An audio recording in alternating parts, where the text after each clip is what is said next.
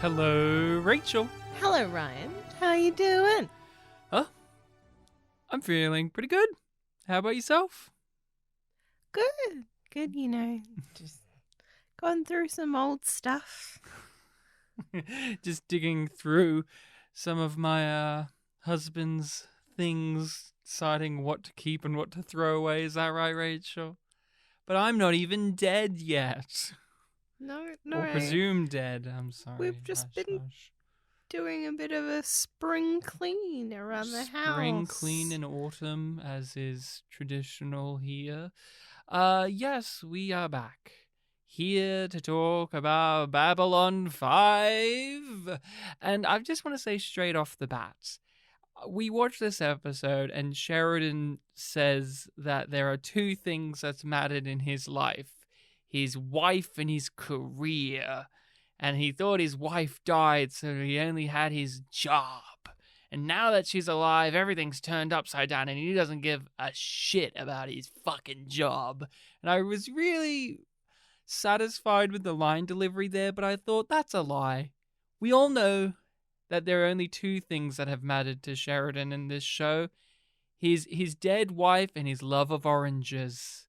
That's what's really mattered here, and I wish that he said that. There's only been two things that's mattered in my life, Ivanova. My wife and my love of oranges. And now my wife could be alive. I have to decide what to do with all these oranges in my bed. Do I throw them out of the bed if she returns? Will she accept the oranges in the bed now? What's going to be the dynamic there? Will Anna be on board for all the pulp? I don't know. Everything's amok. I was thinking about that. I was just amusing myself with the idea of serious Sheridan in this episode, like very angry Sheridan, also having to micromanage all the oranges that he has in a little pile, or no, little pile, a human-sized pile in his bed next to it. Like, I disagree slightly. Yeah? The third thing he loves is laws. He loves making Sheridan's laws. Like, that's the other thing he loves. I love my wife, oranges, and making law. That wasn't where I was going to go with that. He loves presidential speeches from hundreds of years ago, and he always uses them as a little good luck speech. No. Okay, go on. That he's replaced his wife with oranges. Do you think that was a coping mechanism? Do you think the orange love was not before she died? No, I think it escalated. It was an in-bedroom kink, and then it became an outer-bedroom kink for everybody to see. Didn't his parents run an orchard? They had an orange. I think they had an orchard, or they had orange blossoms nearby that he loved, and the Technomage gave him a thing. But let's get into the rundown of everything. We're YumYumPodcast. I'm Ryan, that's Rachel. We are a Babylon 5 rewatch podcast, so that does mean spoilers. If you have not seen the series before, we say stop now and watch it, especially when it's in relation to this one, because this is one of the big lore episodes, one of the big turning points in the story, so ye have been warned. We are also called Yum Yum because of an amazing line of dialogue from Star Trek Discovery. Star Trek Discovery is a show that we have covered in the past, and we will at one point again cover it, but it had an absolutely mind-boggling sequence in which all this action is happening. The antagonist is running around murdering people. We have two characters that we barely know anything about running after him. Like, why are these two characters that we barely know or barely care about having to sort out the season-long antagonist? One of them asks the other character, hey, do you want to help me murder them? And the character who we don't know very well, except for she's incredibly sexy, of course, we do know that, and she has these metal things on her face to emphasize her sexiness. She licks her lips, sexily, because that's the character we know, flicks her hair back and said, yum yum, in reply. Is she the type of character we know to say that naturally? No, because we don't know anything about her, but it was such a moment, such a scene, such a sequence that you and I, Rachel, we were moved. We were moved physically. We moved out of our seats. I think I jumped up and screamed when it happened. I think you were thrashing from side to side and holding your hands against your temples going, what was that? What was that? And I said, That is what we're going to name the podcast after in a few years' time. We ask a question here that's related to Yum Yum. Who in this episode of Babylon 5, your eyes are darting because you haven't thought about it or you have an answer but you're scared to say it, who would have said Yum Yum? Who had YYE, Yum Yum energy? Morden. Mm-hmm. Morden. Wow. I actually have two options, and neither of them were Morden. Because Morden is great. Morden always has YYE for me. Like, he's a Mhm. go-to. He's a go-to. His smugness See. exudes YYE to me. See, I wouldn't give him YYE because he had BDE, big dick energy. See, he had more big dick energy than YYE. I have two. One's an obvious choice, and the other one's a little bit of a dark horse. So I'm going to go with the first one being the obvious, Via. Yes. Via, He was my second choice. but then the dark horse choice is Zach Allen. Yes. Zach Allen at the whole, I'm earning a bit of money, what do you say? Yum yum, they're just giving me the dough. I could see Zach saying it in a more nonchalant, not at all showing it off way, while Via, it would be a little bit of a dig. And I can see Morden saying it for sure, but I imagined Via saying it when he's walking away from Mhm. Morden, if Morden was eating, like at Mhm. the little wave and a little yum. Or when he's forced to sit down to talk to Morden, Morden's drinking his coffee and he just gives it a little sniff and just go, yum yum. And then just throws Morden off because that's what he does throughout that whole entire scene is just irk Mr. Morden to no end and it's wonderful. But let's go. This is a biggie. I've got the DVD description for the episode that we are talking about. Now, of course, Rachel, I'm reading it, but do you want to remind us all what episode it is? You know, say it for us all. I first want to say what my phone corrected this to be. Mm-hmm. In the shadow of Zah has fun. I mean, you know what? I had a lot of fun, so. But it is, in fact, in the shadow of Zahadoom. I would have liked it if it was in the shadow of Zazu has fun, and I'm like, Zazu from Lion King, he didn't have a lot of fun in that movie. He was actually quite depressed a lot. His king died, and then he was stuck with a sexy Scar. But that's right, episode 16, in the shadow of Zahadoom. Is Sheridan above the law? His heart overrides his head when he illegally detains their visitor, Ed Wasser, who may know if Sheridan's wife, Anna, presumed dead on an ill-fated scientific exploration, is still alive. That is the plot. That is it. Rachel, this has Zahadoom in the title. You saw that on the DVD menu, maybe even in the booklet when we were first watching this together. So, I don't need to say it, but I will anyway. You knew it was going to be a big one. You knew there was going to be some importance here, because Zahadoom's been referenced a bunch at this point. We know it to be a place... A dangerous place. Oh, you think? Like, Babylon 5's a dangerous place, according to Sinclair. Yeah. It can be a dangerous place, but it's our last best hope for peace. This is the story of the last of the Babylon stations. So tell us about what it's been like watching this one. What it's been like now or what it was like then? Start with the beginning and work your way up to here. So you were born and you crawled around for a while and you eventually grew up and whatever. That was like the static noise until you turned this episode on. Okay. Well, you would have turned it on. You don't doubt yourself. You were okay. People, just to put it in context, I was at that time very much, hey, let's take it a bit slow. Let's watch a couple at a time and just relax. And you were like, let's do 4 discs a day, motherfucker. I want to watch half a season a day. It's only my damn body won't let me watch a whole 5 seasons in one go. So give yourself some credit. You were very gung-ho. I was very gung-ho. I just meant in the literal sense that you would have been selecting the episodes because you'd keep track of where we're up to. I do have with memories. shows. I'm like, what disc are we up to? What season are we in? I don't know. Okay. I guess I'll take your word for it. So that's what I was referring to.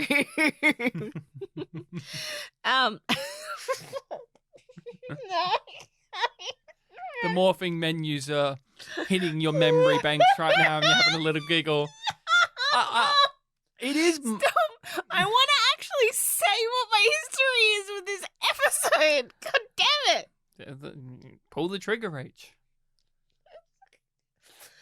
I need to compose myself, but it's very difficult when you keep on doing that. Doing what?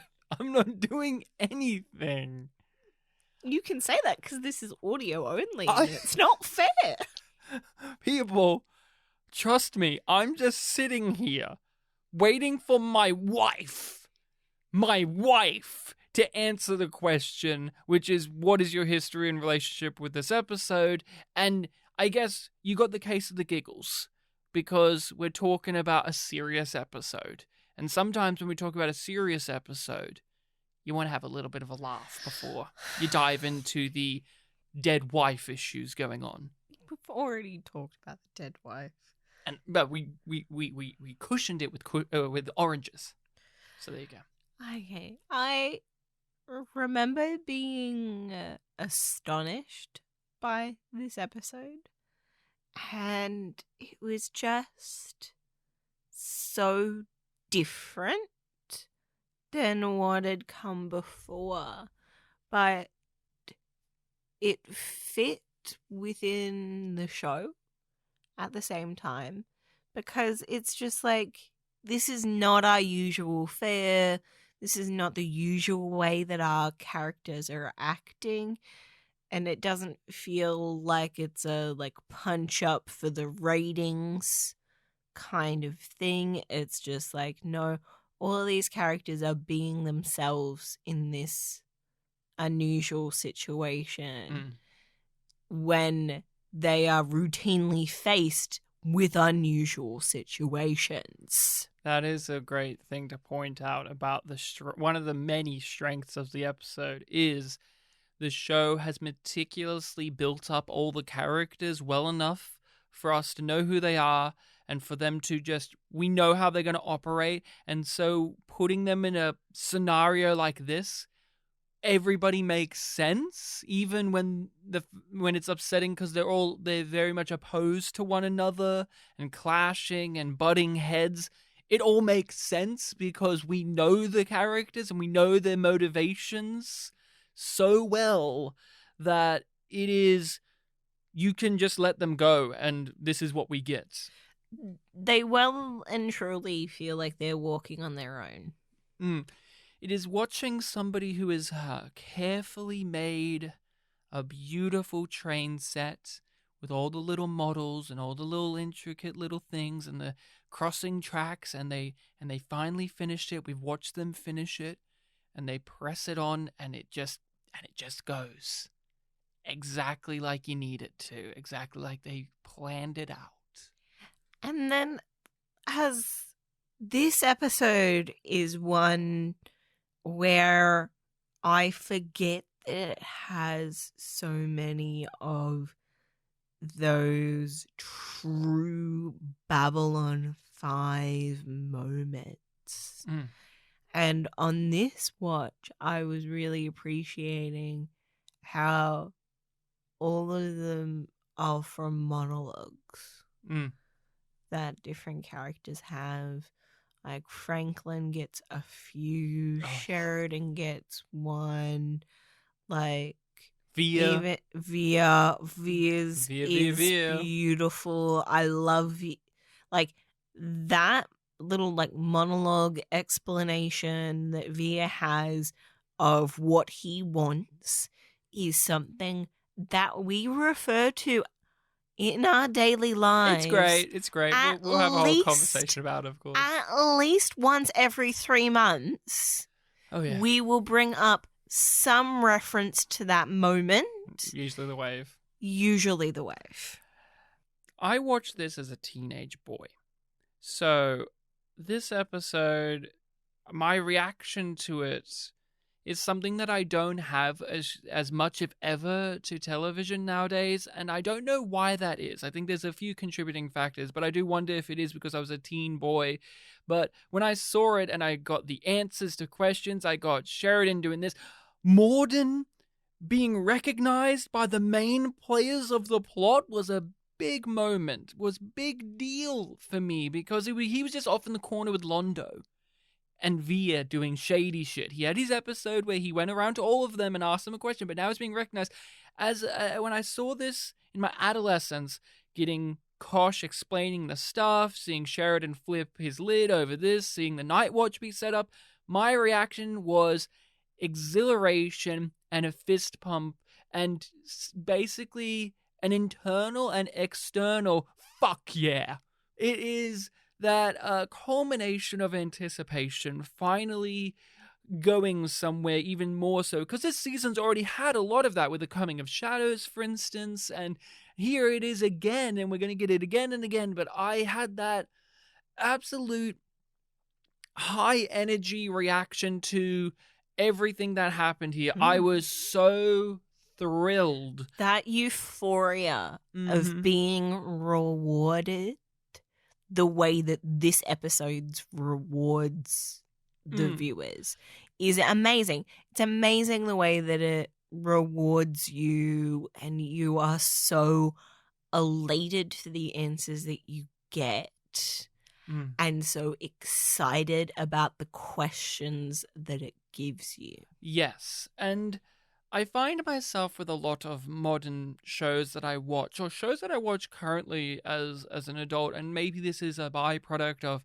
how television has changed, how they've manufactured those fuck yeah moments a lot more in shows. Like, I always think about how Game of Thrones existed and how there were those watch parties of Game of Thrones where people would go to bars and cheer when watching it, and so that mentality exists in TV far more than it did here. Or just, I have gotten to be too analytical of a viewer, but I find myself often at a distance when these type of episodes come about nowadays, and I find myself more stroking my chin and going, oh yes, I see what they're doing here, yes. Or Cynical, maybe perhaps.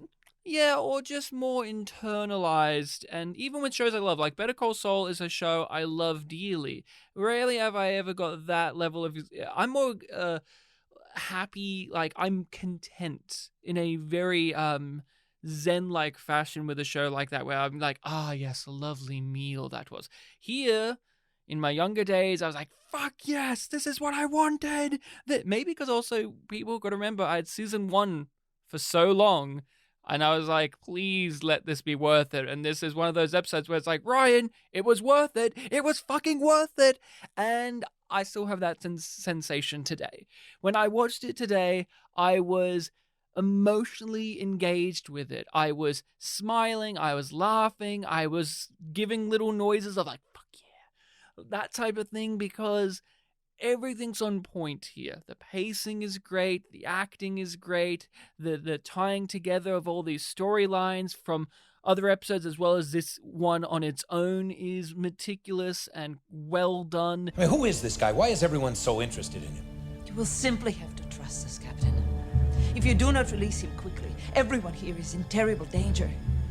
No. Not until I get some answers, once and for all. I think we should begin at the big things first, because why wait? The law, Rachel. We see the shadows. We see the shadows fully sick, bro. We see them. What was your reaction? What was your reaction to this? I was like, wait, what? Wait, what the fuck? That's really cool. And that's still pretty much my journey when I rewatch this. I'm like, yeah, that is this episode. Like, wait, we're getting to see them now. Oh yeah, that's right. The particularly when it's Zach scrolling through the frequencies for the monitors. Yeah. So I'm like, you're so you're more buzzed about seeing the full-on physical look of the shadows. I loved that moment. Mm. Like I enjoy it when Delenn explains the nature of the war and those sorts of things. Just says, here's what the show is now. Yeah. This has been the show. Yes. Hey, Here audience. Here it is on the platter. You've been waiting for a while. Here's what we've been planning all along. Here's the show. Are you keen on that? You better be. You better be. If you're not, well, here's the Night Watch. Maybe you'll like that. I don't know. Eh? But I like the I like the sort of solidification of the shadows when you know who they are and what they are and what they look like. And I really relish the moment where we finally get to see them. Yeah. Well, I mean, I didn't expect an answer when I watched the episode. I knew it was going to be big, as Zaha did, but I didn't expect, here's the shadows, and here's what's going on. We're going to have this war with them. Here's why we can't talk about it. It goes in this kind of cycle we know at this point in time. The Vorlons are related in this manner. Here's your role in it. Here's the explanation about Mr. Morden and where he's from and why he's the way he is. We still don't know the motivations of the Shadows and Vorlons war. We won't find that out until the end of season 3, of course. But this was so much, considering the show, as we've talked about a lot, has been very withholding of that information. Tight-lipped. Little squeaks and little slivers about the shadows. What you got a lot about the shadows are their actions and Mr. Morden's as a representative, rather than actual concrete, this is what it is. Before you are told. Yes, and so I was bewildered and elated at getting an answer, because I honestly thought, they're going to leave it till the season finale, perhaps, if it was going to be that. One of the other things, and I'm curious to get your take on this, is we get the whole lore where we get told about the shadows being this first ones and the Vorlons being the first ones, and ancient wars and that have gone on for this, and the Mbryo are involved, and now we're going to be involved. What I love about this is we've been having this whole shadows stuff just in and out of the show throughout, and I was just so pleased that the reveal is actually something grand and big. Yeah. It feels like it deserves the hype that it's been given in universe. It isn't something like, what caused the universe to die? A little boy screamed really loud one time. It isn't small and silly and as abstract as that. It is this thing that when you get the answer, you sit back and go, this makes sense for the themes of the show. This makes sense for what we've been set up in lore and world building. But again, it ties back to thematic stuff where we've been seeing the series deal with the rise and fall of empires and civilizations and dynamics and shifts of power, and war being a part of that. And so to be told that the plot of the show is there's these ancient aliens who were around back in the day. They come out of their cocoons and their corners and their shadows and all these places to cause a bunch of trouble, to try and basically what we're pitched at this point. Remember, what we're pitched in season 2 at this point is most likely they're going to try and take over the universe, is the usual kind of road you're led down to believe, and that was good enough for me. The ancient foe who's slowly building up their forces after having lost the last war ties in very well with all the paranoia and fear and hatred we've seen other races have gone through from the exact same thing with the Narn and Centauri, the Minbari and Earth, correct? Yes. All of our main hitters are people who were involved in a previous war, and now they're gearing up for some other conflict, whether it be more internalized, like with Earth and the Minbari, or directly external with the Centauri and the Narn. And here we are, the Vorlon's been sitting in the corner being like, oh, don't worry, we're part of this thematic thing too, by the way, where we're locked into this war with the shadows. Everybody and we're on the council. Yeah. All the non-aligned worlds, a lot of them back in the day were probably involved, if not as they were involved, because we've been told several times that some of them were. It's great. I love it. I love also it's just like, we've been locked into this war that's been going on for 10,000 plus years. And now you get to be a part of it too. Don't you feel great? I mean, they do admittedly warn him in very screenwritery ways. You'll never sleep well again. Ooh, I'm scared. Ooh, That's a great line to have before an ad break. Oh, what a great line. It's better than hello, Kefir, and then ad break. Could you imagine that as like an ad break sting saying hello to Kefir? Like, he's back. He wasn't in this episode. I just want to clarify that for all the Kef heads out there who are wondering, wait, did we watch the wrong episode? No, we watched the correct one. He's not here. We watched one of the episodes where Kef is not in there. I know it's a shock, because there's so few of those episodes where Kef doesn't appear in season 2. But we managed to squeak by and watch one without him. I know we're all crying a river. I've got a Valentine's Day card from Kef. He gave me one. He said, "Love you, Ryan," and he gave me a picture of himself with some love hearts, and I fondle it every night to go to sleep. It's getting so a man can't even enjoy a letter from home anymore. You said a little bit ago in one of our episodes that when you watched this, you were very much on board for Kosh, but you didn't know what the fuck was going on with Kosh. Now we know. Yeah, and I still don't know, like, in a weird way, because it's just like, I understand more what role the Vorlons are playing, but I still feel like I don't fully understand the Vorlons as a species. Even after all these rewatches. Yeah, I'm like, I feel like there is a part of this that I will never understand. They're all about order. And maintaining. It's not like I don't get that, Ryan. What don't you get? That they're so sexy? Why are they so sexy? I don't know. God made them that way. Ask JMS. Why didn't you make him so sexy, JMS? And he'll tweet back at you some random cryptic answer that doesn't actually answer your question, like a Vorlon, and you nod your head going, oh, how clever, how witty you are, JMS. Does the S stand for smart? Oh, brother. What's confusing about them for you? No, it's the fact that I feel like I know Kosh. Ah, yes. And I know this Kosh as a Vorlon. Mm-hmm. I don't know about the nature of their society. Yeah. We learn that Kosh, this one, is different.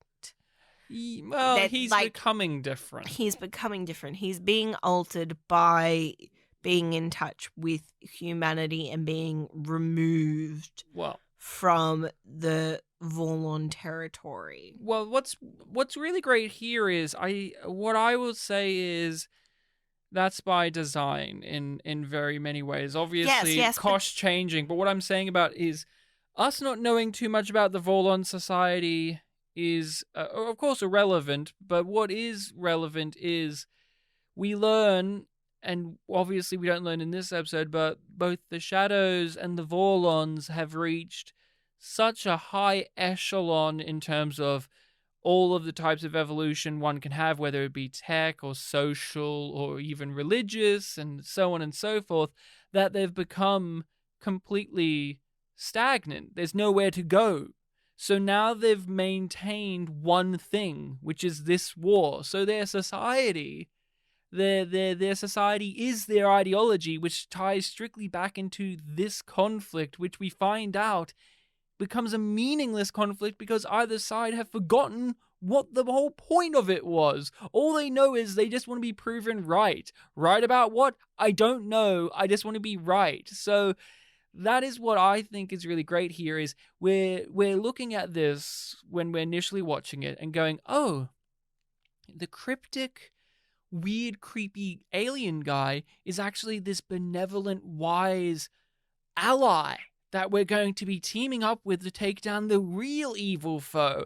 And we think that because Kosh has been on the show, we've seen him a bunch of times, we've had a little bit of familiarity that and he's telling us the story and he's saying, hey, now come join us to take down the guys we know to be evil. And yet we learn... I'll show you how to fight. Yes, I'll show you how to fight. But what we learn is the Vorlons are evil as well. They're not good, they're bad, they're manipulative, they're abusive, and outright villains at a certain point. And Kosh is the exception to the rule because he gets removed from their isolationism, and he engages and interacts with us lower species and actually changes because he sees some values or he picks up some and he's willing to sacrifice, and unlike the other Vorlons who will only sacrifice others for their cause. And so that's what I get out of it. But yeah, that's what I get out of it. I think one of the interesting things too that I loved noting down on this is when Sheridan presses them about Anna and how she could be alive. They just don't answer that. They just brush past it. Delenn and Kosh, they just go, Morden is the problem here because they don't want to say directly that she must be dead, because if that is incorrect, then they would have inadvertently lied. And in season 3, when she does come back, they do point out, it's like, well, we just would have assumed that she wouldn't pick the shadows, so we didn't lie necessarily, which is an extra little fuck you when you watch this. We were misled too. We thought the best of people, and I'm sorry that your seemingly dead wife chose the baddies. Whoopsie, but we didn't say that she didn't die. We kind of just did the whole Minbari Vorlon thing of just not addressing it because we don't know the answer. I always remember that part, but I always think of it as like they decided to bring her back because it was convenient. In the story or the characters in the show? The shadows. The shadows decided to do it because it was convenient, not that she'd always sided with them. Because the wording here is ambiguous enough. Those who would not serve were killed. But were they all killed? Delenn, maybe some of them were kept alive as prisoners. Anna might still be alive. Morden must be released. Captain Sheridan is on leave right now. Widower Sheridan is taking over the show again. Remember in the second episode? Yeah. Yeah. Mm-hmm. It's a thing. It sure is a thing. And he won't let it go, and it makes complete sense that he won't let it go because he is a seeker of justice and knowledge and understanding. And he's an emotionally driven person. Yes. And when he cares about a person, he deeply cares about them. That's what makes him very different to Sinclair. Sinclair was a very emotional person too, and his emotions did drive him. But I would say Sheridan is far more, and it's far more of a character flaw, as we see here, is far more driven via the state of his emotions. He doesn't always take the time to stop and think about his actions. And even if he does, he will still often justify thinking and acting with his heart and not his head. Yeah. Like, when he gets pulled up by his senior officers, he's like, yeah, I know I'm doing the wrong thing, but I'm going to do it anyway. Yeah, so obviously the plot is he finds out that Morden, our good friend Mr. Morden, is involved in his wife's seeming her death. Was on the same ship. And he was must present be involved. because he got out of there somehow. So she might be alive. Any hope of that, any potential of any shred of that being a potential, he will chase it down. And we know this to be a sore point for him in the show. We've heard about his dead wife, and we know how much it means to him. So to have this little thing, whether it be just this man, glimmer of hope, he will do everything in his power and more to pursue it, and we see it to its almost bitter end here. I love this. I love this so much. I mean, it's an acting masterclass from Bruce Boxleitner, who I think we need to just applaud here. I mean, he's our lead guy. Sometimes Sheridan is saddled with being the boring guy protagonist, man, and even through that, Bruce Boxleitner always manages to bring some charisma and energy to the role. But here, he's given some juicy material, and Bruce just steps up to the plate and knocks it out of the park. You feel for him. You want to follow him, even if it is down this self-destructive road. Because you will follow him into the dark. Because Bruce embodies the character so magnificently. It is you can't take your eye off of him, is how I would describe it. I intend to find out what happened, what really happened. If necessary, you will sit here for the next hour, the next day, the next week, the next month, the next year, the next 500 years. But you will not leave here until I know the truth. In There All the Honor Lies, one of the central complaints that we had was they threw dirt on Sheridan and didn't want to actually keep it on there and didn't actually want to address it. They just wanted to wash it off, and I argued that they never want to dirty Sheridan up. They never want to make him look too bad and give him too much grit. They just want to keep him in some episodes being the smiley, nice, happy-go-lucky guy with some minor brooding elements. And it's as if they, JMS is just, I'll address that here, Ryan. Here you go, in the Shadow of Zahar-Doom, in which all of those complaints from There All the Honor Lies are just irrelevant here. Sheridan is doing morally and legally reprehensible things. He is fueled by anger. He is completely throwing away all of his professionalism. He disregards everybody around him because it doesn't matter. I have to get... he's obsessed. He's obsessed. And I was so happy to see that on this rewatch. I knew it was coming up, and I know it's going to be a thing that comes up with his character a lot, but I was finding myself a little bit fatigued, I guess, or slightly bored with Sheridan over the last several episodes just because of how much of a nice guy he is.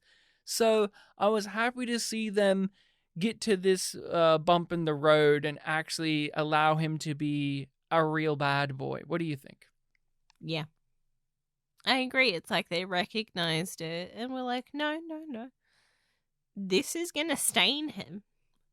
And this changes him in a lot of ways. It's not just the, he will never sleep again.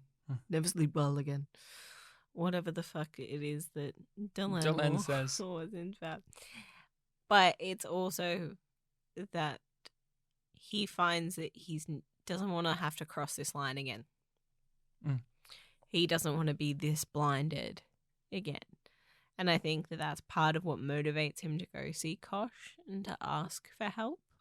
And he can't afford to do it again. Now that there are far bigger things in the universe to face. More is at stake than his fucking wife, which he cares so much about. His career and his wife. Now the entire fate of the universe is in the balance. And he has to, as the captain of Babylon 5, as an officer in Earth Force, and as our protagonist, he has to put aside... He learns his lesson. Yeah, he has to put aside the ego and the heartbreak that he's facing here in this episode for...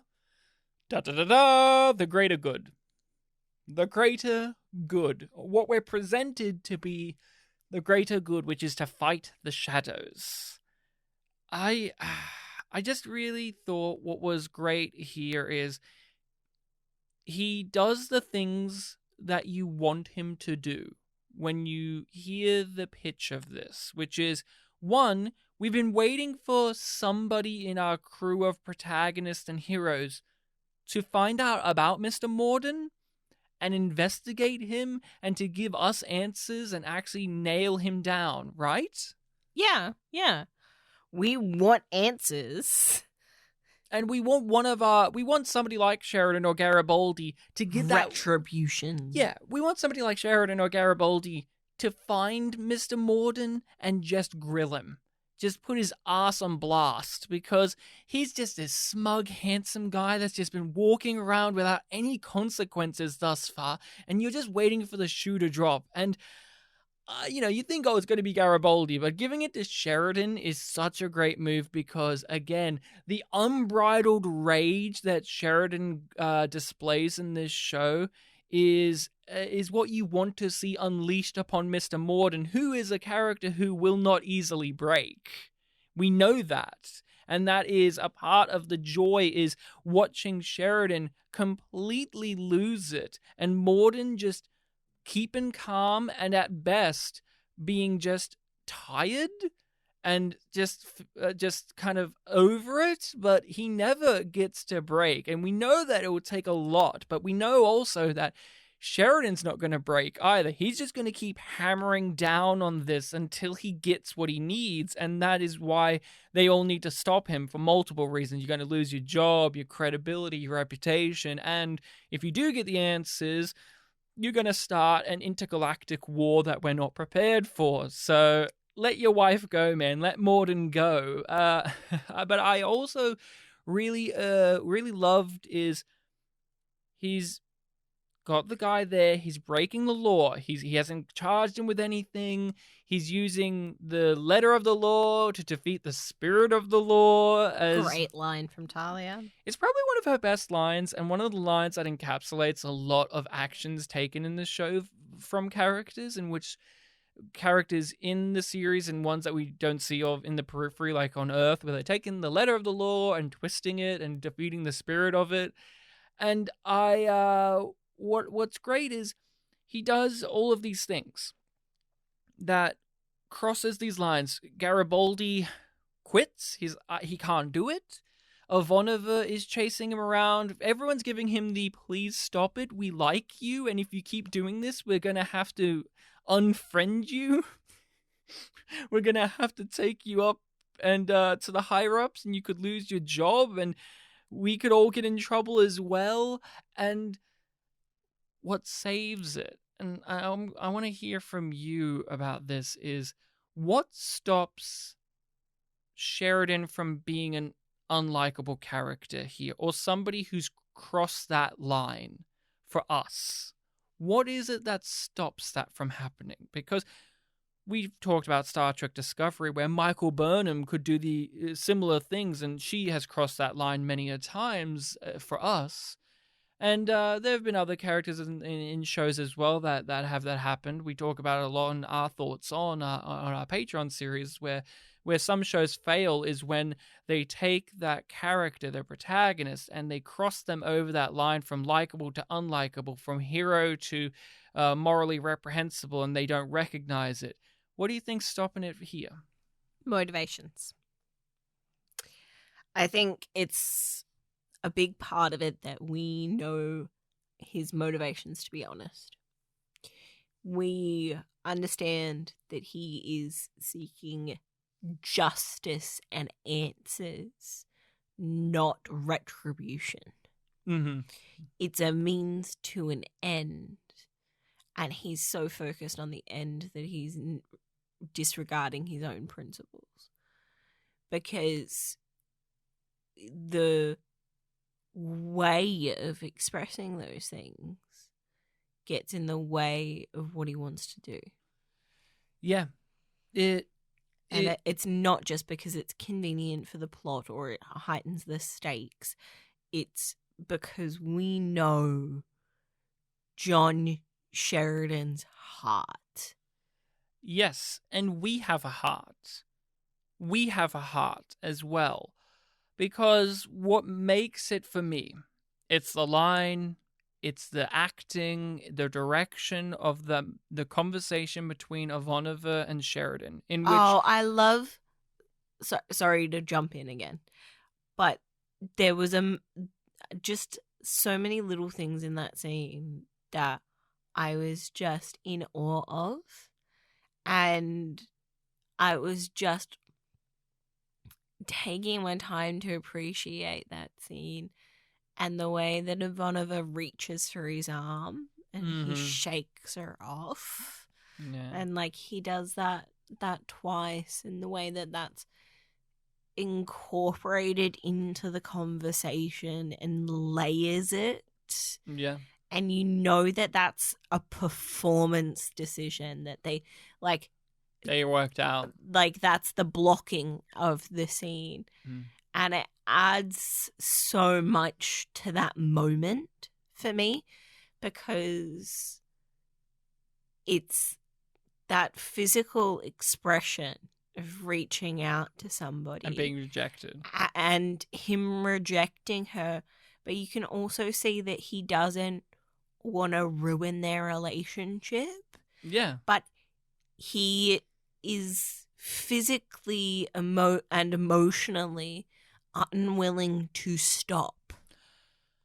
What I was going to touch upon, and that is all true, is the conversation between him and Ivanova, in which he just lays it out, in which this is what is going on. Could you let him go? Could you?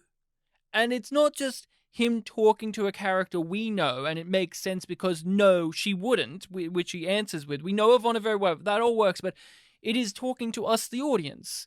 I have a heart, I have emotions, and I'm empathetic to Sheridan, even though he's doing things that I would hope that I would never do. I have that empathy for him. I go, I relate, I get it, I'm there, I'm with him. And when he says, could you do it? Could you let him go? No, you're right, I couldn't do it, and nor can Ivanova. And then you touch upon them, how well crafted and how much continuity of character there's been on all fronts. It's a perfect person to talk to is Ivanova, because we know Ivanova to break the rules for similar reasons, where she talked to her father on his deathbed. She broke the regs and did shady shit so that she could do that. And so when he says it to her, it hits even harder, because of course not.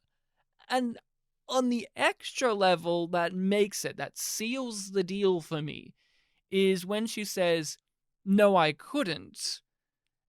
He replies back to it with this absolutely chilling tone of voice that Bruce delivers here that almost gets overlooked in the momentum of the scene, in which he says something along the lines of, neither can I.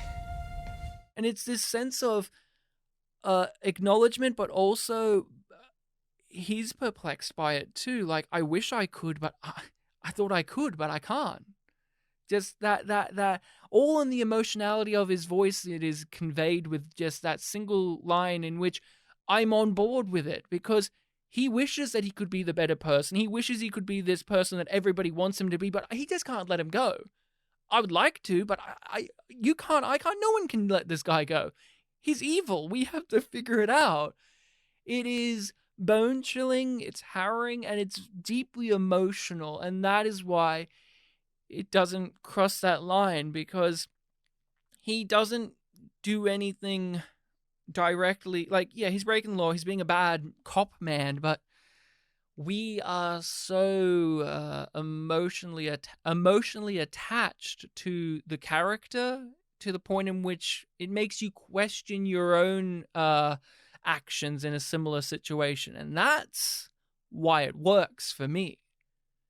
We got to also applaud the actor of Mr. Morden for giving us everything we've needed from him, which is just the biggest shit-eating grins I've ever seen any person portray.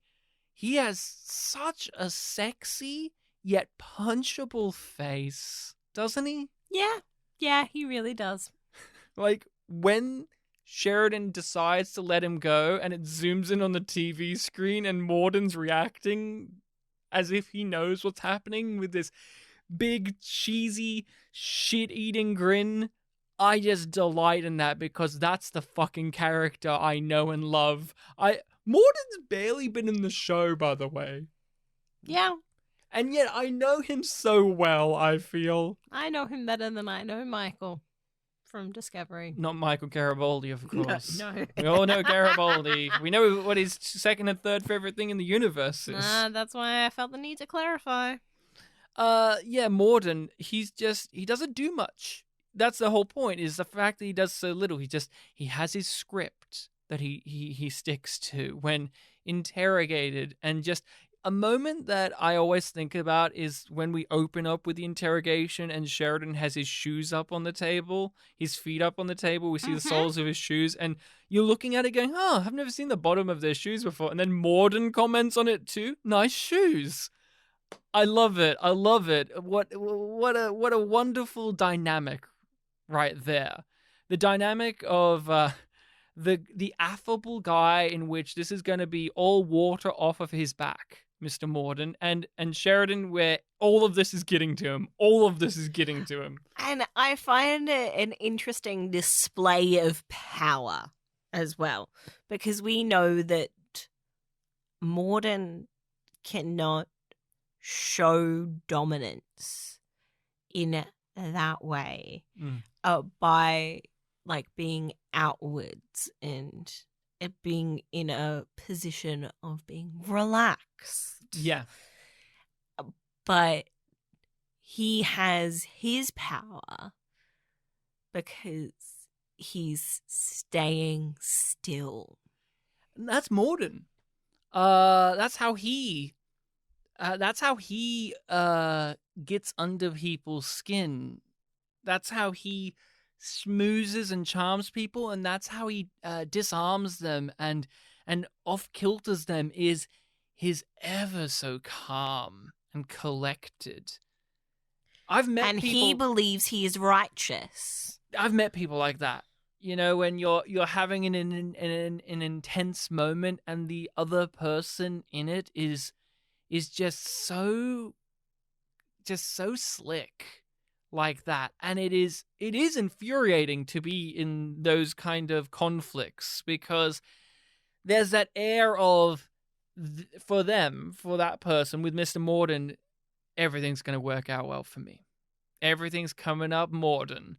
And you go, no, fuck you. No, it isn't, because you're obviously wrong and you're obviously bad and I'm right. But they're so confident in themselves that it's kind of this brick wall. You can't get past it. Yeah. This is actually shattered by the Via scene, which I would like to transition into, if you don't have anything else more to say about angry Sheridan interrogating Morden. There is one other thing. I have one thing too I want to say too. Because there's a moment I love.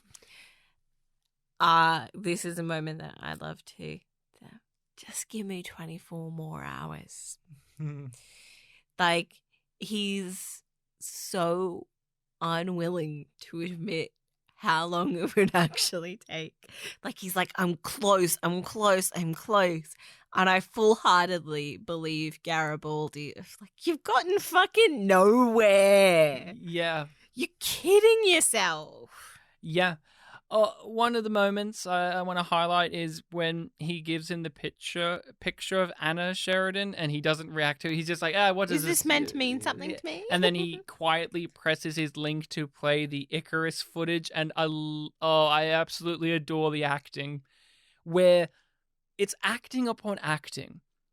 Again, masterclass of acting this episode is, where Ed Wasser, the performer, is having to play Morden, first time reacting of, oh, he's figured it out. And then the character of Morden acting nonchalant.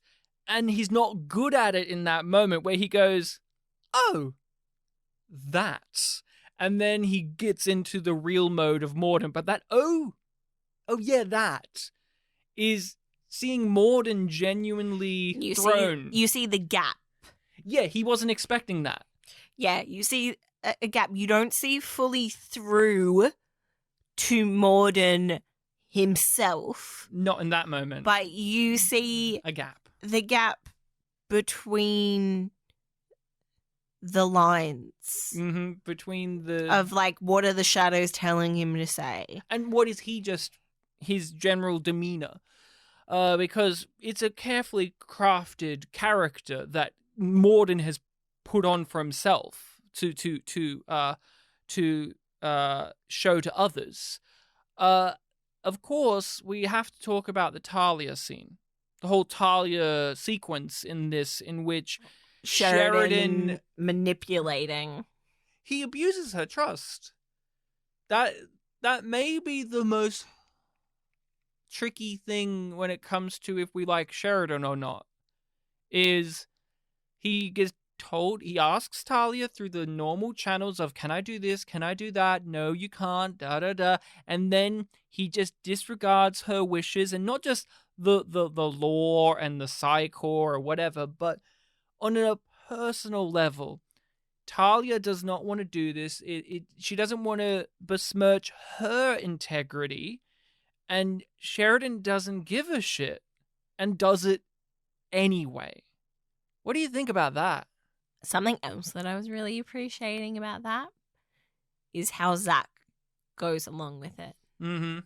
I love that seed that's planted. Oh, Zach going along with it, even though he's a little bit like, I don't know about that, but he'll do it anyway because it's his job.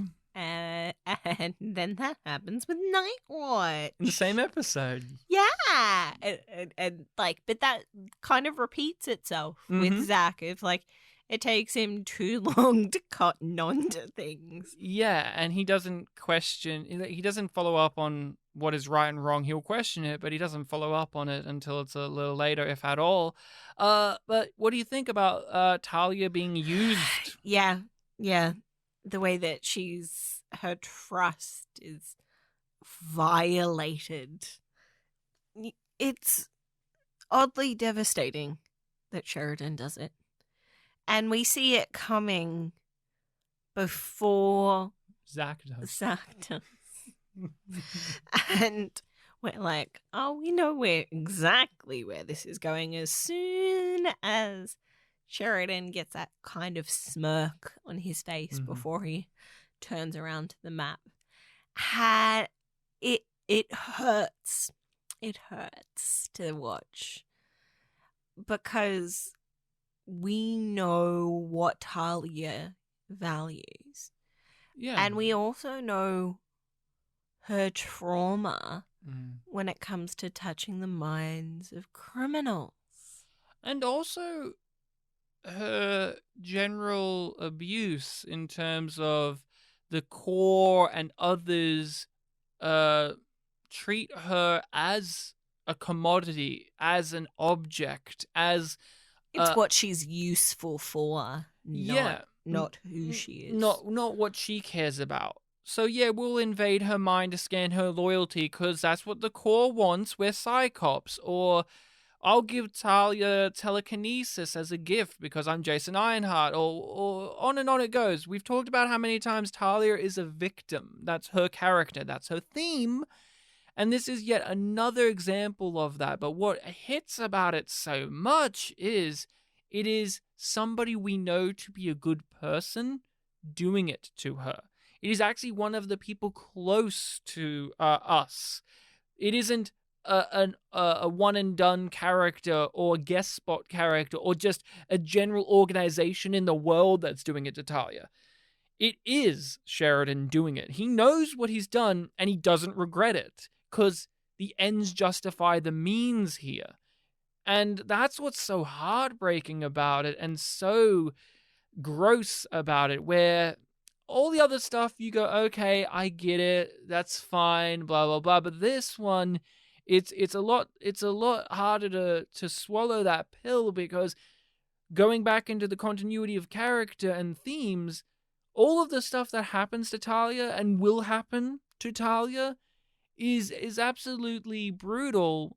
And this is just really tough stuff to watch because he's adding to that on purpose. It's not a naive move on his part. Guess I had that coming. Yeah, I guess you did. Hope it was worth it. Well, her reaction tells me there's a lot more to this guy than even I thought. That's a start. Veer is our boy, our golden child, our king, Veer. And the episode opens up with Veer and Morden. And of course, we're going to talk about what Veer wants and the wave and all of that. But what I really want to go through is Morden. We have been given Morden as this... Well, we get the refugee stuff first. Yeah. But we've been given Morden as... We've been given Morden as this, as we've said, very calm and collected character. This smiling, faux-friendly guy who's just doing it for your benefit, especially when it's to Londo and the Centauri. As I'm a selfless person who's just trying to aid your empire. I'm just trying to give glory to your republic with nothing in return other than one or two minor little favors. And you're not appreciating that. Again, it's him acting. The character of Morden is acting. And what is a joy is Veer doesn't buy the bit. Just like he didn't with Reefer. He's not going to play the game. He's not going to pour Reefer a glass of drink. And he's not going to bemuse Morden's little tit for tat here. He's not going to go through the repertoire and the script here. He is just going to stand there and reject Morden gleefully. And this is when we see the real Morden. The one who, oh, you're not going to buy this, huh? Well, fuck you. I don't have to pretend now. And I love that. Ed Woss's performance is so great when you see him just go from that smiley to, oh, okay then. I don't need to do that. Sit down and talk to me. And I'll talk to you. What do you think about that? Because it's very subtle. I love it. Because it makes both of those characters even more interesting. It is an immovable object meets an unstoppable force. That's what those two characters are in this scene. V is just not fucking having it. I just love that dynamic. I love seeing the glimpses of Morden's real attitudes towards people and how he hates Veer because Veer sees through him easily. All of that energy Morden puts into this image he plays, Veer just brushes it away and just goes, I see you. And I don't like you. And it's just like, oh, how dare you ruin all my hard work. And so then we get the iconic, well, Veer, what do you want? What do you want? Because you're not happy with what I'm giving to Londo and the rest of your people, so I'll amuse myself and ask, what do you want? I love that too. Ed Wasser does a really great kind of rhythm to that, the lead up, where it's obviously false. He doesn't care what he wants, but it's also this little can I corrupt Via? Yeah, it's not on behalf of the shadows the way that the other times he asked that question. Yeah, right? this feels a personal thing of, what do you want? Like, can I corrupt you? I just want to see if I can. Like, if you don't fucking want this, what do you fucking want? It is a mixture of that frustration, but also, oh, okay. I hope I can break you. Let me know what you want so I can give you the monkey paw thing too. He's just so angry. I love it. I love it so much. Love is the word I keep using a lot because this episode is just such a machine of perfection here. Rachel, let's talk about what Via wants. I'd like to live just long enough to be there when they cut off your head and stick it on a pike as a warning to the next 10 generations that some favors come with too high a price. I want to look up into your lifeless eyes and wave like this. Can you and your associates arrange that for me, Mr. Morton? That monologue is iconic. Like we said earlier, we refer to this a lot. Yes. It's iconic. It's very quotable. Yes. And it's well written. It's well written. And I always read it as Via's been waiting. Yeah, it's a very prepared like he's thing. been plotting it when he's been having to run between Morden and Londo or sit in meetings or like with the two of them or with Londo and Reefa or just doing paperwork. It's just that thing. He's been stewing on it. If he asks me, what am I going to say? And I love it. I love that it's packed with that meaning. Yeah, it's very much a hey, the jerk store called and they're running out of you, where he's prepared meticulously in his brain this comeback and he finally gets to use it, and it's really good. I love First's delivery on it.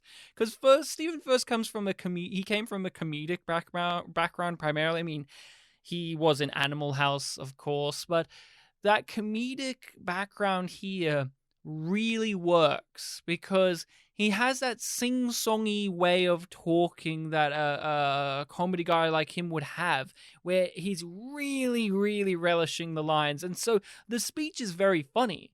It's also funny because we never expect to hear any of this come from Via. Yet at the same time, don't we? Because we know that Via is very upset and very frustrated and very, very, very angry about where the state of his people and where Londo is going. So this seething, rage-filled monologue is completely justified, but it does blindside you. You just goes, whoa, Via?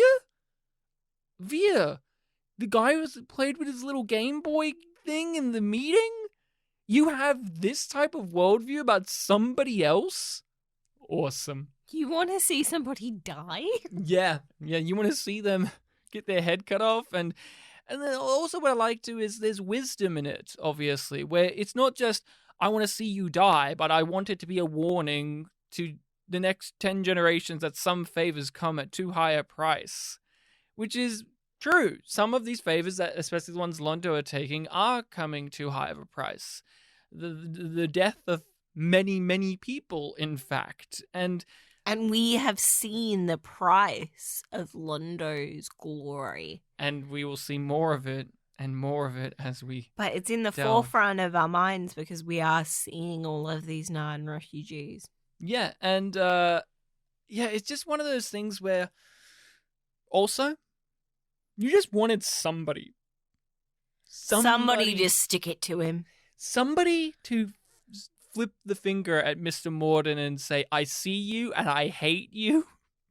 And Via's the first person to get to do that. And it's earned because Via's an honest character. We know that too. He ain't afraid to speak his mind. And sometimes he can be very, very eloquent, and other times he just has this type of thing in which it is just this punch to the face response, and it knocks you on your ass. And I love it. I love it. Again, love is the thing being used because we're taking this bumbling, fumbling comedy character and giving him all of these layers and dimensions that we never thought we would have gotten when you saw him in that first episode where he was just like the duh kind of guy, and Londo acting as, it's my stupid new attaché who doesn't know anything. Here we are, and it's just more layers, and you're just... I can only speak for myself, but when I first saw this, it made me sit up and be excited for more Veer. I was like, oh man, I'm really excited to see Veer be a bigger player in this story. And yeah, there's another thing that I like. I like that we get the moment of Veer being reassured of his position with Londo. It was in the last episode? One of them. What, we haven't seen Veer in a little while. It was in a recent episode, the plot where he gets the letter that he's got to go home. Oh, that was in there, all the Artlizahs. Yeah. And so it also feels like he's like, I know I'm valuable to Londo. Yeah. I don't have to be valuable to you. Oh, that's what's really delicious about it too, is he's got nothing to lose. Oftentimes, Veer, like Zach Allen, is afraid to do anything like this because they don't want to lose something, whether it is their money, their job, their position, their reputation, their status, the status quo of their life. They don't do it.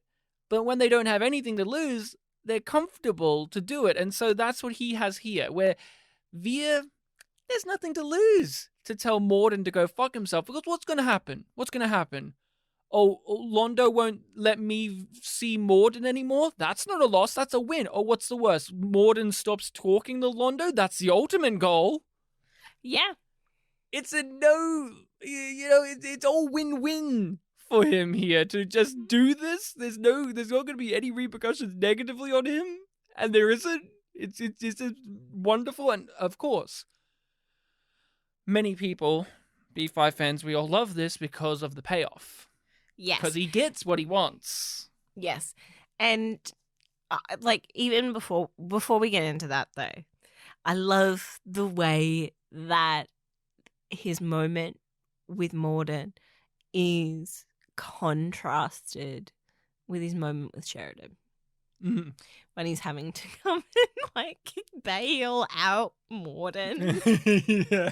And and he gives the weakest defense for him as well. He's just he's like, to me, it's like reads Londo wants him so clearly that Veer doesn't want to do this, but he's been told that he has to do it. He's doing his job. And he has to do it in this order. He has to say this thing, and if it's still a no, this thing. If it's still a no, this thing.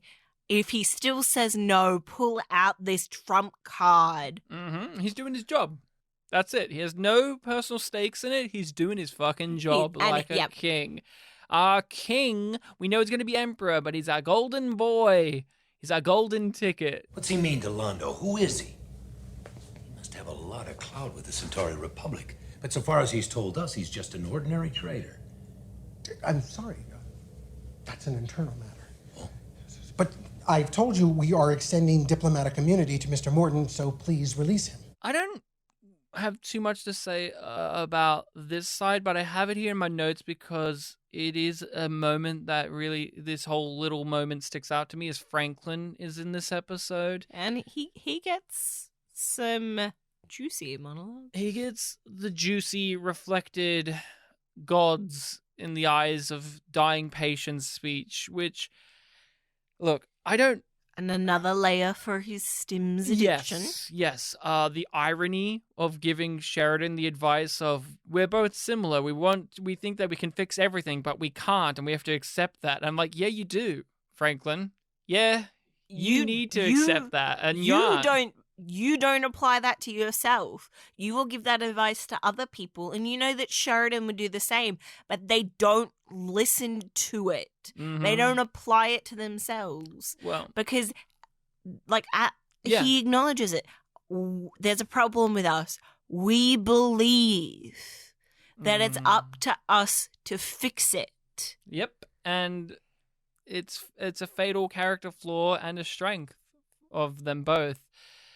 One of the things that I am noticing in the back half of season 2, especially since the Non-Centauri War is kicking off, is how his growing sense of despair and existential dread is creeping in, and how that's just furthering his stim addiction, because He's afraid to go to sleep. He's afraid to go to sleep, but yes, he's afraid to go to sleep because of all the horrors he's seeing on a day-to-day basis, and how it is haunting him in his dreams, so he doesn't want to sleep. But also, just on a existential level, he is seeing death all the time, and his whole thing is to save lives, and he's failing, and he can't handle that. He can't hack it. And then we have the spiritual level of it, in which, if you were him, you ask the question that he asks: do you believe in God?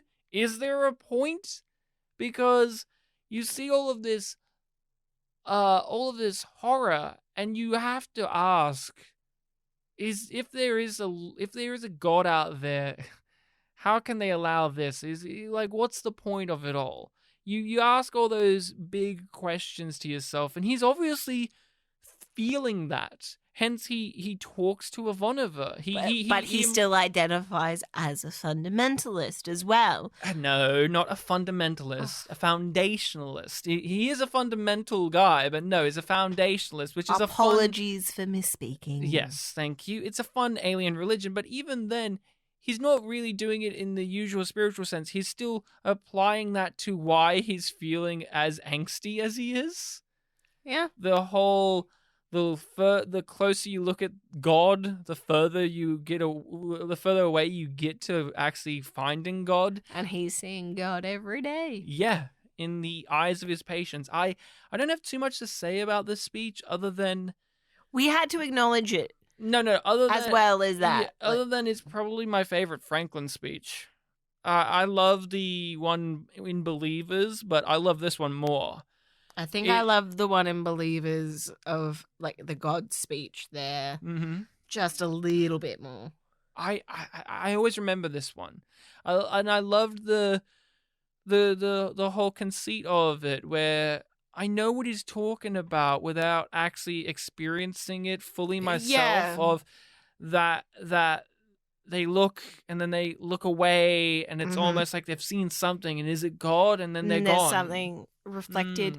Because I think everybody knows whether they've personally experienced it or not, that there is something beautiful and tragic about getting to see somebody born, somebody saving a life, and somebody dying. Being there for those kinds of events are a reflection of the universe and whatever you believe. And no matter what you believe, when you're in those moments or you imagine being in those moments, you are reflected in a way. The moment that they look past you, you can't help but meet their gaze, and just for an instant, you see God reflected in their eyes. I've seen a lot of reflected gods today, Susan. And I'm wondering how we can keep believing in them when they've stopped believing in us. The Night Watch have entered the story, have entered the chat, and I never thought about it properly when giving this episode a viewing, because when this is our first time, obviously we're podcasting about it, so we're looking at things in a slightly different angle than when you're just casually watching it. And so I was looking at this and I go, oh, we meet it through Talia first. Oh, so this is a Talia plot. Oh, and she's going to be involved. And I know that she isn't, but I go, oh, okay, so Talia's the thrust of this. Nah, It's Zach. It's Zach. It is Zach. Secretly, Zach is the thrust of this The side of the story. backdoor Zach plot. It's a backdoor Zach plot. And I know, obviously, going forward, how involved Zach is, but just on this episode alone, I was noting down how crafty that is. How invasively it becomes a Zach story. And when I say story, obviously it's not like he has a beginning, middle, and end in the traditional sense, but he does go through a whole little journey here in which it's an arc. He is drawn into this. He learns the things. He seems not too sure. He doesn't seem to buy it and see the point of it. But then over the course of the story, his involvement in the Morden plot and seeing the stuff around him. He's a bridge between the two things. Yeah, seeing the stuff around him, hearing about the hard choices being made and how he doesn't want to make them. And then by the end of it, he decides, you know what? Fuck it. Why not manipulate it? Because I'm seeing everybody else manipulate things around here. I might as well get a slice of something, and there's not going to be any repercussions on me because it's 50 extra creds to do what I do anyway. And he doesn't realize how bad of a situation he's gotten himself into. But let's just talk about it. I mean, let's just talk about Zach first. Zachary, or Zach-free. He's from the future. Could be Zach-free. His whole entire character is built up very nicely here, in which he has the conversation with Sheridan, or Sheridan monologues at him about Winston Churchill. And his response is, I don't know if I could make a decision like that. I don't want to think about it. He's Mr. I don't want to think about that, and I am uncomfortable with the notion that I could be in a situation like that, and I don't want to make big decisions. That's his character, and that's his journey in the show, is he has learning to step up. And he's confronted with that. That's his arc, is Zach is, I don't want to make big decisions, and then the show forces him to make big decisions. What does somebody like Zach, a blue-collar, everyday guy who's just trying to get by in the world without making a big splash, what does that guy look like? And how does that guy act, aka us, when we are, uprising fascism is happening around me and I've been swept up in it. What do you do? What does a person like that do? Or later on, stuff with Garibaldi and so on and so forth. I really love how that's set up here. I've been thinking about that a lot. Like when we were getting up to this episode, I knew this was coming because on our last rewatch, that really clicked into place. That just that sentiment here of I don't want to make big decisions. And then that's exactly what Zach has to do. He has to grapple with what is making a choice. And how not making a choice is still a choice as well. Yeah, being complicit is something to be cautious of as well, to be worried about as well. I'm glad it's a decision I don't have to make. I don't think I could live with myself. How many lives is a secret worth? I always forget how long the Night Watch subplot is. Mm-hmm.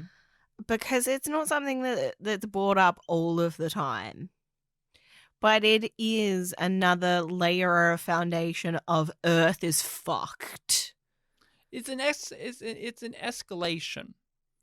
Because it's presented at first via P.S. Maccabee. You see this guy and you go, oh, blonde-haired, blue-eyed man. Okay, sure. And he's talking to Talia and he's using this very polite but rhetoric. Also creepy rhetoric and language and manner of tone to invite her to this meeting in which Earth has organized this Ministry of Peace. Mini-packs for short. And you go, oh, Ministry of Peace. Just hearing And they that, were you go, referenced before as well. And the context of We've had the a lot of previous ministries. like the Ministry of Peace, I'm pretty sure was mentioned at some point. Like, I think that the senator in the last episode that they're doing the interviews with is attached to the Ministry of Peace. Yeah, he was some like, one of the many slimy. One of the many creepy ministries on Earth, and you go, oh, just even hearing Ministry of Peace, it's like, oh, 1984 type thing. Okay, rightio, here we go. And it is okay. Back in the day, it was considered a little bit too outlandish, but when it just hard cuts to obvious Nazi meeting in which he has the banner behind him and he's holding the armband and he's on this platform above everybody else and he's this blue-eyed, blonde-haired gentleman who's calmly speaking about all of these fascist and totalitarian rhetoric speaking points. It was, oh, that's outlandish. Oh, don't people recognize what this is? That was back in the day. Yeah. Now, we're like, yeah, that's how it works. That's how it works, and people genuinely go for this. Huh? Still. Yeah. We haven't learned. Well, some people learned the wrong lesson. Yeah. I mean, when you watch this that first time, because this is the B plot, this is the secondary plot, because you got all the allure of all the Sheridan. Sometimes, like, can feel like a bit of a distraction. Yeah, it's like, I don't want to get pulled away from Sheridan. I want to see him. I want to see his you want to see all the Morden shit and Sheridan stuff. But when this is just creeping in there, what has been your overall reaction to the reveal of Night Watch as this element that's going to be in the show now? Because we've known, I mean, when you first watching it, you knew Earth was shitty, but you didn't know it was going to get to this level of shitty, or did you? I had a feeling, and it was really only after... It's a shitty episode, but, you know, it does have a legacy. TK? After Walker Smith said, "Watch your back"? No. No. The President Doctor. Hunter Prey. After Hunter Prey and seeing the conspiracy theories and the layers of issues with the government, I'm like, how much more fucked is it going to get? It's only going to get more openly fucked. Fuck yeah. And did you expect the Nazi fascist turn here, and how people in the universe of the show are just okay about it? Yeah, I kind of did, because of the Earth First terminology that's been thrown around a lot in the show. Like, it's been there consistently. Yes. The Earth First attitude. And I'm like, that's a step towards. It's easy for us to throw stones and mock people back in the day who watched this and thought it was a little bit outlandish. That it's because they were hopeful. They were hopeful that nothing like that would happen again, and that we would be smarter than this. That we wouldn't reprise or repeat those mistakes, and that it was a narrative construction, that because this is a means to an end. So it's like, oh, okay, this is just one of those scripty things that I'm just gonna have to accept, because obviously in the real world we wouldn't be this dumb, and we wouldn't be as stupid as this, and we know better, and we wouldn't allow this, right? It's easy to throw that stone back in the past, but I've got to ask, did you ever have that when you're watching it? Because we watched this before all of the big upturns in the way that we know it now. Obviously, there's Brexit and Trump America and things back here in Australia as well, and it's not as if none of this uprising fascism hasn't been around before and was around even before this episode aired. Yeah. But I was curious of, like, what do you think? Like, have you had that reaction in the past yourself to Babylon 5 doing this? I don't remember having it too much. As soon as the switch flipped in the show, it flipped in my mind, I think.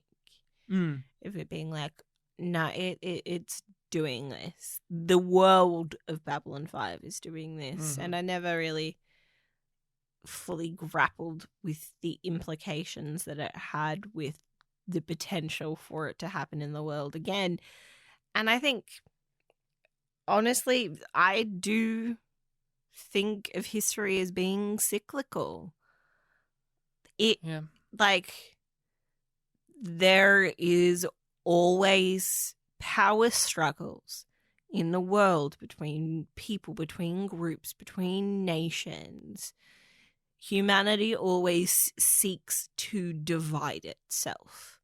So it always made sense and felt true to me that going amongst the stars and being with alien races wouldn't change anything. Would not change that. It would just change who is us and who is them.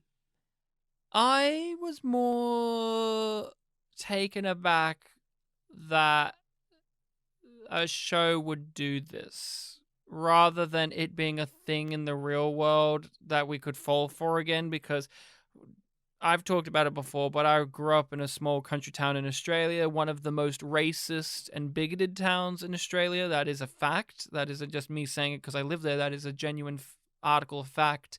So I was very keenly aware of what this looks like in the real world. So that wasn't a surprise to me that this is a thing that could happen. But I was more taken aback at a sci-fi show. Again, it's that indoctrinated in Doctor Who and in Star Trek and all of these other nice sci-fi shows that I watch would maybe have it as a one-off baddie, that one corrupt admiral or that one evil Time Lord who's a Nazi. Not, the human race and the human government. And not a character that we like. And it is... Like, we like Zach, but he's involved in this. He's not fully that. Like, he doesn't lean fully into it and become one of them. But he is involved. He is complicit. He assists. I just want to say, too, though, we're talking about that in a rewatch perspective. When we first watched this, we don't know Zach very, very well. What we do know is, oh, no, Zach, don't fall for it. Is more so the reaction that I had. But again, I was not too surprised for the real world sake of it. But in terms of the media, I was, because usually it is unless this is fully the show, like this is we open it up and it's a dystopian show where there's the Empire. And usually those are still the bad guys. Here we were set up with, and then it slowly built, and then here we go, and off to the races we go. And I was excited because I hadn't really seen anything like this in my science fiction shows. So give it to me, baby, and they do. And I'll be honest, I'm still conflicted. Well, no, I'm no longer conflicted because this is one real world thing I didn't think we would fall for. But the obvious Nazi armband, I always thought, that's a little on the nose. Yeah, I was like, that's just shorthand. Yeah, it's obvious shorthand and iconography to really hammer it in. I thought the blue-eyed, blonde-haired gentleman was enough, but the armband I always thought was a little bit too much of a hammering in the nail there. But now... Nope, it's fine. It's fine. You got it in one, JMS. Congratulations. It's all on the table. It's all on the table. We're less interested in actions than we are in attitudes. We must help protect society against its own worst instincts. And by taking these bold steps, we will help to ensure a better future for everyone. I'm proud to be a part of it, and I hope you'll all join me in becoming part of the Night Watch. It's time for the spotlight, Ryan. What's the spotlight? We're turning it on. The spotlight is when we shine a light on a particular performer for this episode. Somebody who's here for a guest spot. We highlight and discuss their performance as well as their career in general. Yeah, and of course, there's a few people to look at, but we wanted to go for Pierce Maccabee, the character of Pierce Maccabee, who is played by Alex Hyde White. So Pierce Maccabee is, of course, the Night Watch guy, the mini-PAX representative. He's in 2 scenes. I always think there's more of him, and that's down to how well implemented the character is. Yes. And the performance of, like, I imagine that there's more of him because I can so easily imagine him slipping into other scenes and being with other characters and being a part of this world. He's only 2 scenes, and he's perfect for what you need. One performance thing I thought was really well done on his behalf of it is him talking to Talia. And he's given the whole exposition and spiel about the meetings and about what they are and all of that stuff. And he's machine gun firing his way through the lines of dialogue, which is what's needed, but also makes sense for his character to do. But what I really loved was the very abrupt and clipped manner of saying, say yes. To coming to the meeting to Talia, the way he says it, in which it comes across as there is no choice. Say yes.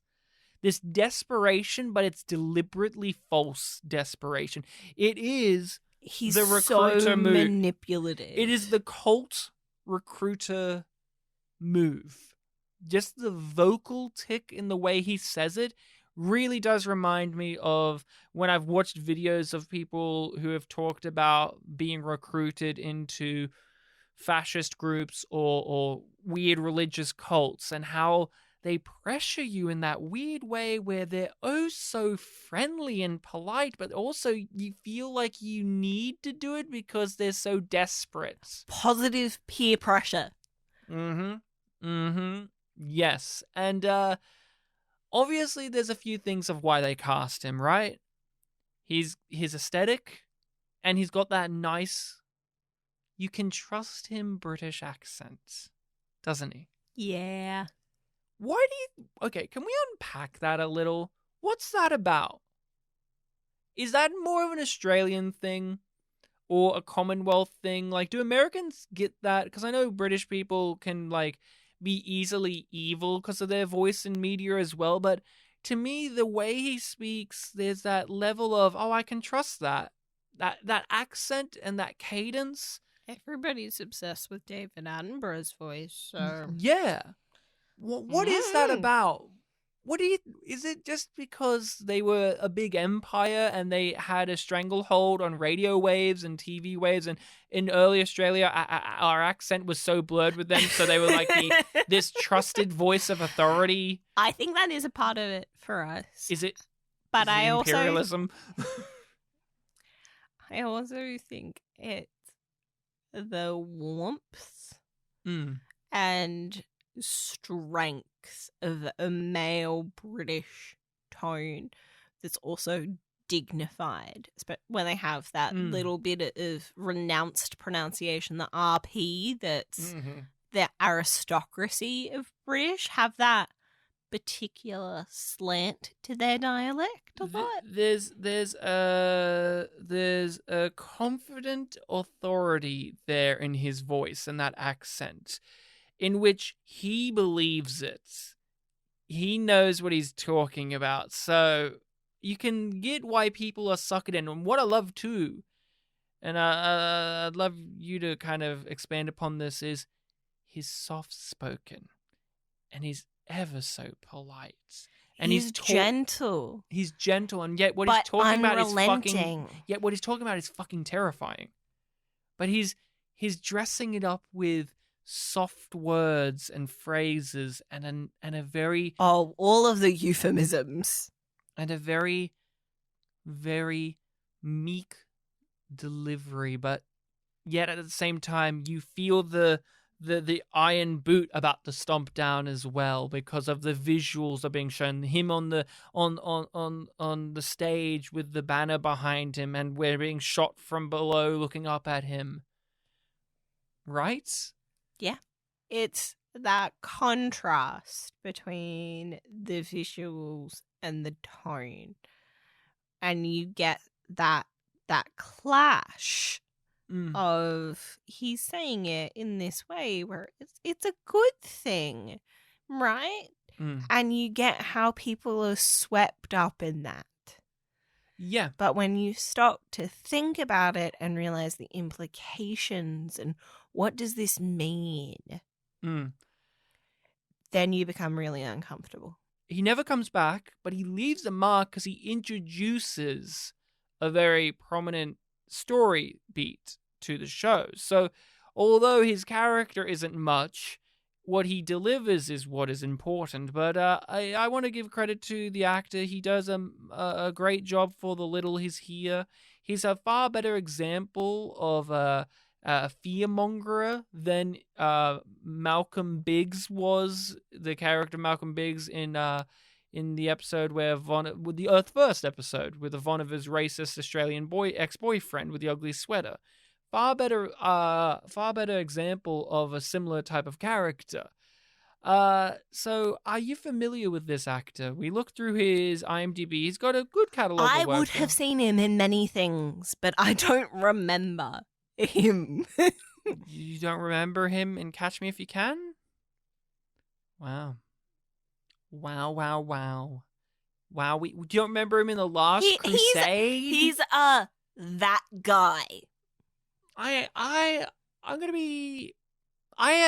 looked at his career, and he's got 99 credits. I find him a fascinating figure because we've had this before, where we've had actors we know, and their career is lots of one and done TV spots, and not like, oh, they were in this one show for no, they did 1 or 2 episodes of a show, and then they move on to the next one. They move on to the next one. I think about the Narn assassin in the Parliament of Dreams, in which that was basically his career, and it still is, and we had seen him in shows before, so it didn't feel as peculiar. But what was really striking me looking at this guy's IMDb, I'm not as familiar with any of his roles. Like you, nothing jumps out. Yes, he played Indiana Jones's dad in Last Crusade in the flashback sequences, so he was a young version of Sean Connery. Do I remember him as that? Probably I don't. But if I watched it, I go, oh, it's that guy. And same with him in Catch Me If You Can. But in his real IMDb, it's a lot of, oh, 1 episode of this show I've never heard of. 1 episode of this show I've never heard of. 2 episodes of this show. He never settled on being in one thing, which I'm struck by, because since I don't know him in anything really, I don't give him, I can't give him that pass we have with other actors. So I'm constantly questioning, is it weird that he never just did a show? Yeah, but I do remember his face when I look at the stills, because I was just like, I swear I remember this character. What was this character? So I looked up like who he was in Dexter, but mainly in Bones. He was in an episode of that. Yeah. And I was like, I remember that name. And he was, I'm pretty sure he was a slimy as fuck politician in that. I believe you. He has a thankless job as an actor. Because he still is like him in a suit at a conference table. And I'm pretty sure like Booth gets annoyed at him for not giving him like a proper amount of information. It's that thing of like need to know basis, and you don't need to know. Even though you're investigating the possible murder of my boss. Whoopsies. He has the thankless job as an actor, but it's a needed one. and this isn't to discredit his talents, but this is the role that some people have to do of, he's the guy that you won't remember, but he was there. He pushed the story along, he gave exposition, he gave conflict in episodes of shows, but you aren't going to remember his roles as easily as other actors, and that's unfortunate. Obviously, I would imagine that would be tough for an actor like him, but that is what it seems like he's done throughout his career, is be like, here, 2 scenes in an episode. I imagine in Bones he's not in a lot of scenes, he's probably like in 1 or 2. He's a guy that his quote on his IMDb page is the classic, there are no small roles, there are no small actors, just small roles. And he's that guy. He's always working, he's always just doing little bits and bobs. But I found his personal life to be fascinating. So his dad, on the other hand, I don't know if you looked at his dad, but his dad was a very well-known actor back in My Fair Lady.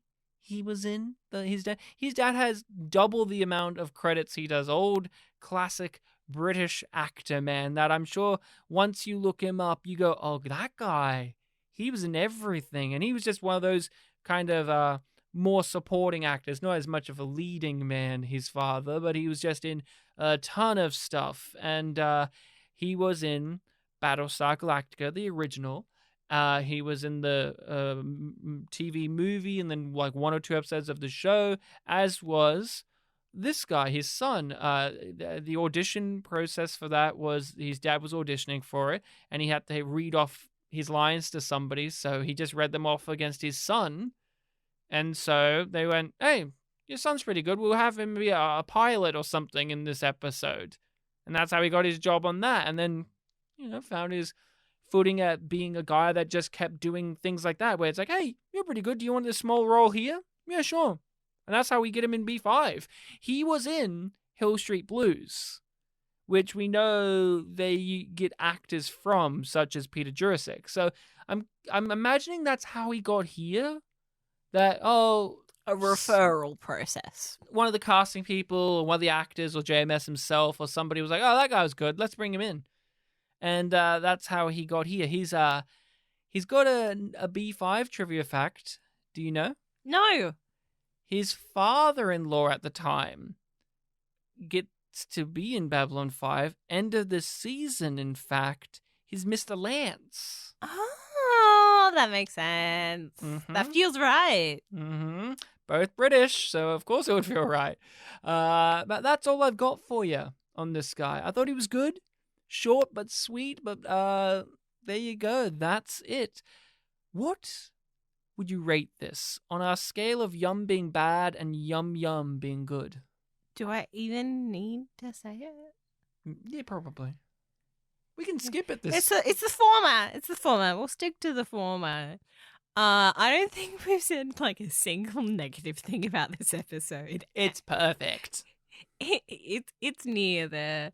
It's exactly what it should be, in my opinion. It's a yum. Yum. It's a yum from me. Yum. I am going to tell us what we're going to be watching next week. On the next Babylon 5. According to the DVD, we are up to episode 17, which is called Knives.